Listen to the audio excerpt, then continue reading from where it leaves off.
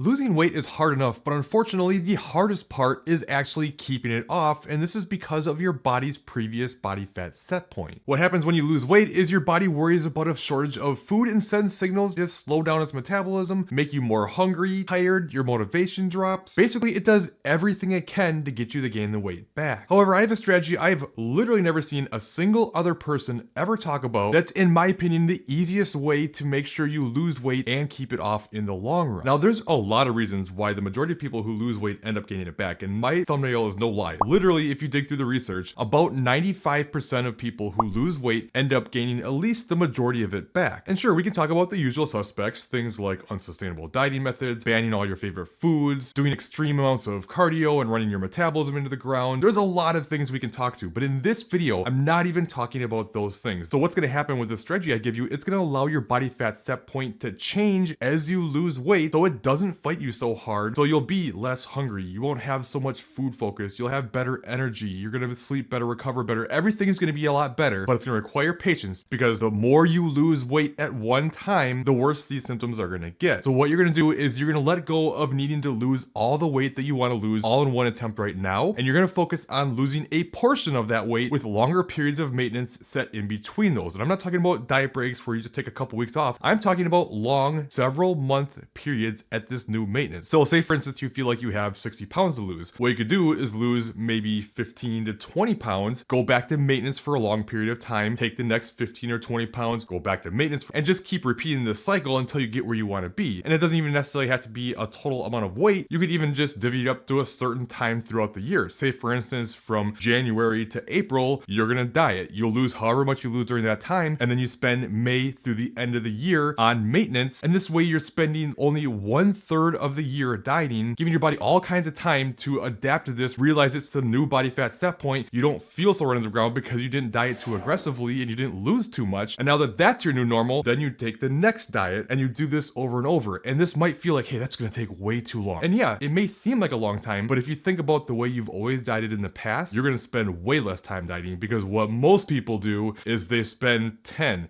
20, 30 years dieting on and off, trying to get all the way there, gaining the weight back, getting frustrated, going back and forth, and then you end up spending half of every single year dieting for 20 years. Now you've dieted for 10 years and gotten no results. So who cares if you have to spend 3 to 4 years putting in effort, but actually get where you want to be versus spending the rest of your life constantly dieting, but getting nowhere. And think about it this way. When you talk about 2, 3, 4 years into the future, it feels like that's forever. But now think about what happened 2 to 3 years in the past. It feels like yesterday, right? So don't get so worried about how long it's gonna take. And I'm telling you, this strategy could do wonders, especially if you're someone who's always struggled with the yo-yo dieting in the past. The only thing that will make it go poorly, getting too emotionally attached to the result, worrying about body image, body weight, what other people think, that's all the stuff that puts unnecessary pressure on you and makes you so miserable during the process. So let that go and everything else will come together. But with all that being said, you may be wondering, okay, like how big of a calorie deficit should I create for this approach, or really any approach where you're going for fat loss? So to get the answer to that, make sure you check out this top video next, and I'll walk you through everything you need to know. If you have any questions about this process, leave them in the comments,